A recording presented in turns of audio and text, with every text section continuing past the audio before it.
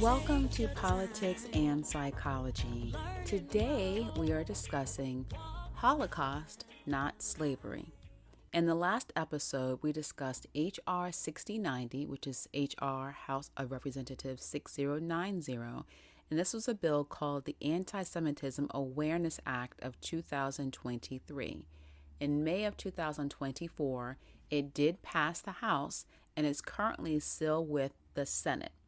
Now, this bill is a new bill that Congress is trying to pass that will make it considered a hate crime and anti-Semitic if it is taught that Jesus was killed by the Jews. It would therefore make it illegal to teach either the first 4 books of the New Testament or teaching the New Testament at all, and also illegal to teach parts of the Old Testament. It would also make it illegal to deny that the Holocaust occurred. The bill, H.R. 6090, further states that anti-Semitism is on the rise in our country and that anti-Semitism is impacting Jewish students in K-12 schools, colleges, and universities.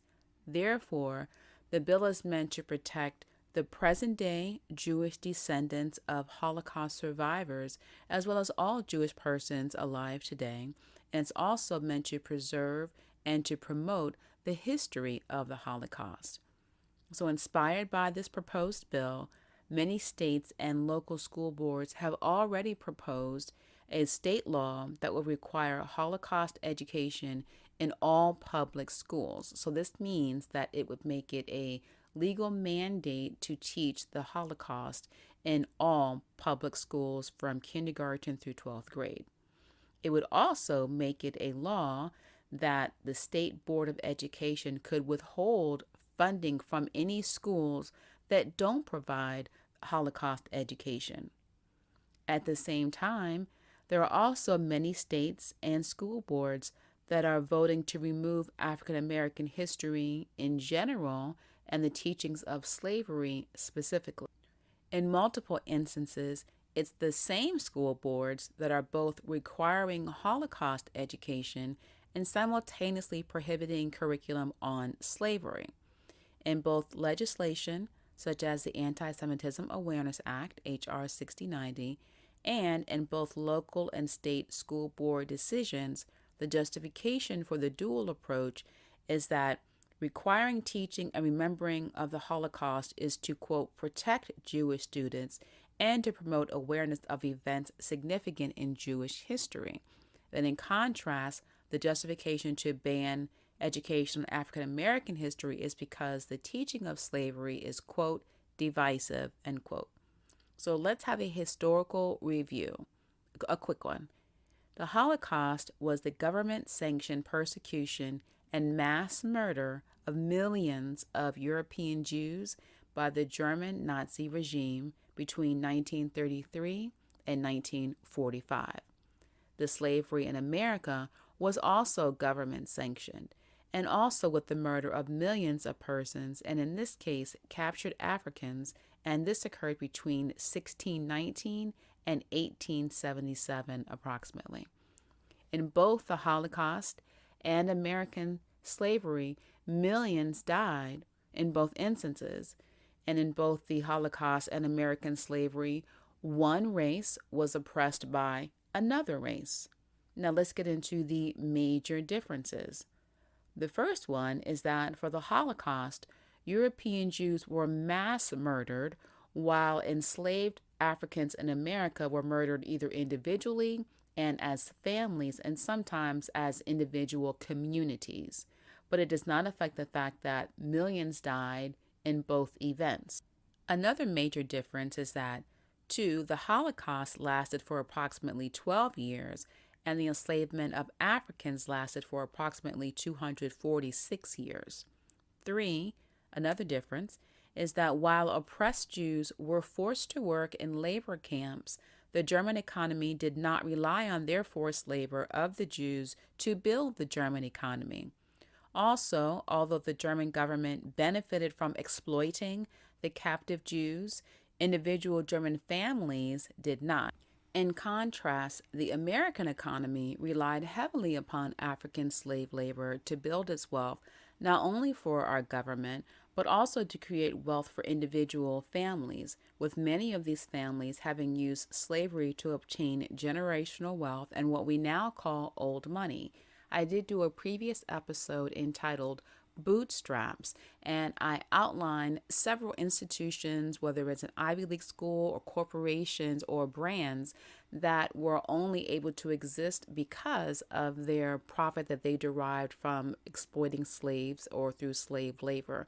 For example, Tiffany's, Brooks Brothers, Harvard. So I'll include that link if you want to hear more about how that happened or how old money really does come into existence or came into existence. But as far as the Holocaust and slavery, despite these differences, both Jews and enslaved Africans suffered unthinkable torture, oppression, and death, and it was only because of their race, religion, or color of their skin. So, since both groups suffered racial oppression, genocide, and murder, what would be the rationale for making it illegal to deny the history of one group, but illegal to remember the history of another group? Both groups experienced torment at the direct hands of another racial group. For Jews, their tormentors were German Nazis. For Africans, their tormentors were European or white settlers in North America. So what makes it, quote, divisive to teach that white persons oppressed black slaves, but not divisive to teach that Germans oppressed Jews? What is the difference? Also, when we consider that the Holocaust did not happen on American soil, but slavery did, what would then be the reason for not including the history of slavery in America in American history, but requiring instead the teaching of Holocaust history, which was not on American soil, nor was it at the hands of Americans? If we have our American legislation and we have school boards and we want to protect Jewish students as we should, and the history of Jewish students as we should, then that could still be considered divisive to German students or students with German or European ancestry. Because if we're using the argument that it's going to be divisive if you put blame on one race over another race, then for the history of the Holocaust to be told and to be told accurately, you would then have to also tell the role that Germans played in the Holocaust. So what makes it non-divisive to tell of the violence and genocide enacted by Germans? What makes the telling of Jewish history non-divisive, but the telling of African enslavement history divisive? As we should, I speak all the time about our podcast being not meant to be divisive or to be opinion-based, but to be expert-based, rooted in the psychology of social issues, of human behavior, but also with love.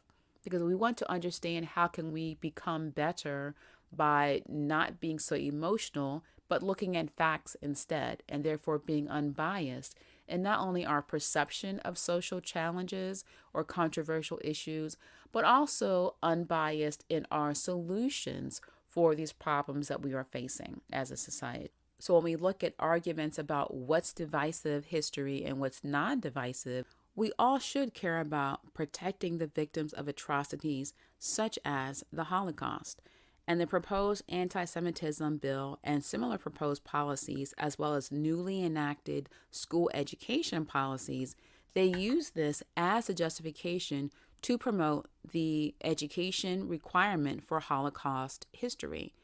So if Jewish persons were the victims of the Holocaust and their history is to be protected and Jewish students are to be protected, why are there also not protections for victims of slavery or protections for African American students? Would it not be accurate to tell the histories of both Jews and African Americans?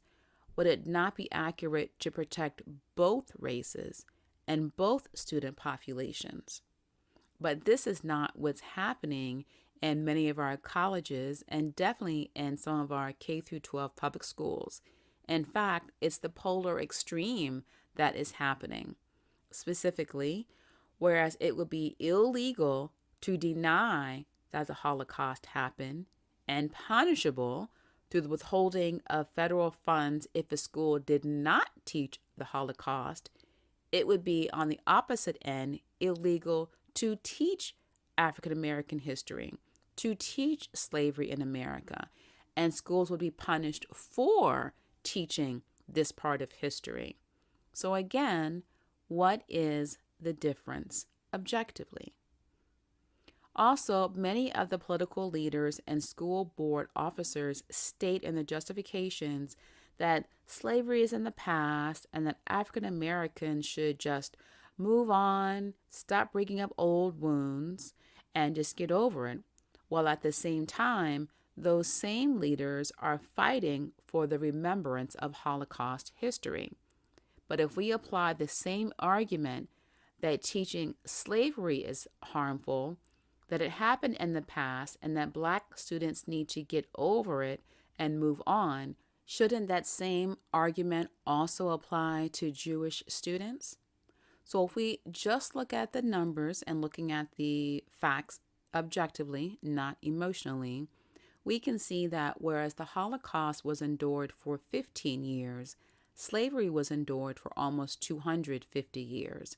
So just based on the numbers, it would seem more accurate to tell Jewish students to move on and that they need to get over it because they only suffered for 15 years, which was 235 years less than what African slaves had to endure.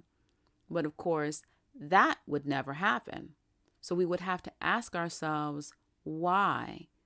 Why are there different standards applied to these two different races when they suffered very similar atrocities, with one actually being at one chunk of time in 15 years and one being spread out for almost 250 years? For our country to have political, racial, and social unity, this is a question that we must answer. Already in our country, over 25 states have put in place policies to ban the teaching of African American history and slavery, while simultaneously advocating for the teaching of Holocaust history. So what makes the history of one race illegal and the history of another race legal? It's questions like this that we as Americans have to be brave enough to ask and have to be honest enough to answer. So I ask you, listener, from a social scientific point of view, by banning the history of one race and promoting the history of another race, how will this dual approach help or harm our society? Will this bring us closer to or push us further away from social and political unity? And I also ask you to ask yourself, regardless of your political stance, regardless of your race and religion, if you were a student in school, how would you feel if you had a best friend and that best friend was a different race from you, but it was illegal to talk about his or her history, but it was legally protected and a mandate to talk about your history and your history only? How would this affect your confidence in yourself? How would this affect the confidence of your best friend? How would this affect your friendship with each other? Would this make it better or worse? And how would this influence your perception of society and how society views you? Now think about if the roles were reversed. How would you feel then? If your religion, if your race, if your history was illegal to be taught or learned, and your best friend's history, religion, culture could only be taught and was a legal requirement. When children attend school, it significantly contributes to their cognitive development and social development. It also sets their foundational perception of our society and how that society views them or their value within that society. When we look at educational curriculum, school policies, and school boards, from a psychological perspective, from a child developmental perspective, we can see through data that it has a significant power and influence over the formative years of children. So when it comes to the time to vote, and when you have school boards up for election, please remember that this impact is there just from a classroom setting, just from which curriculum is taught and which curriculum is banned or considered illegal. So vote and research the individuals who are registering or running for the school office for the school board. And then vote according to who you think would be the best influence on children. Even if you don't have children, even if your children are grown and no longer in school, even if you can't even stand children, then still recognize that the school board is not really about children. It's about creating a foundation for our society. And then those school board policies can then become state laws. Once it becomes a state law, then another state can then leverage that state law that you're living in to then make it a law in their state. And it can continue until it becomes a federal law.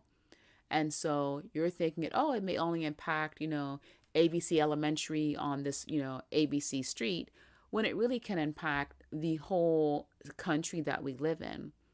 And school board elections don't just in a microcosm affect just school and education, it also can affect the economy. So even if you don't care about the children or education and you prefer homeschooling, still think about how it can impact you from an economic standpoint and from protecting freedoms of you in other areas. From an economic perspective, if a school board sets a policy or a precedence where one race is legal, one race is not illegal, it can extend then economically for, then who or which race is able to get paid this amount of money, or it can extend to other demographics such as your religion. It could even go for your body type, for your hair color or hairstyle. So if you allow a precedent for something that's as obvious as skin color or race, it then can make it a easier opportunity to have smaller demographic variables such as your religion, such as your height, such as your eye color, hairstyle, etc. And that can impact you even when you think you may be on the upper echelon of what's considered valuable, depending on who is in office. If a precedent has been set that race can have a dual approach, then it will then also be a precedent that other things can economically be decided upon on who gets and who doesn't get, based on whatever variables they decide to identify for that demographic, which you may benefit from now, but may not benefit from in the future. Or you may not benefit from it now, but you may benefit in the future. But in any situation, using a dual approach and allowing it to be based off of race disparities, that sets us up for a society where future disparities are now not only protected, but also promoted, encouraged, and legal. So earlier I was asking you to self-reflect to questions that I was posing for you to think about how you felt or would feel if you were in the classroom with your best friend and your race was considered, or your history of your race was considered to be legally protected and promoted and required, or if your best friend's was the opposite. I also was asking you to then take the opposite approach, and if you were in the position of your best friend where your race or your history was then considered illegal, and then your friend's was considered legal, legally protected, and promoted. And I also ask you now to pose these same questions to at least one or two people with whom you are close, where you can have an honest conversation.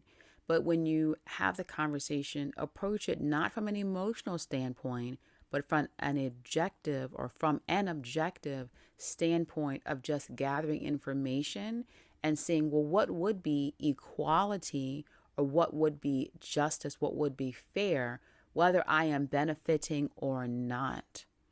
If we have these kind of conversations of what is equal justice, what is fair for everyone, then we wouldn't have to focus on, should we have divisive language or non-divisive language? Should we push for diversity or not for diversity?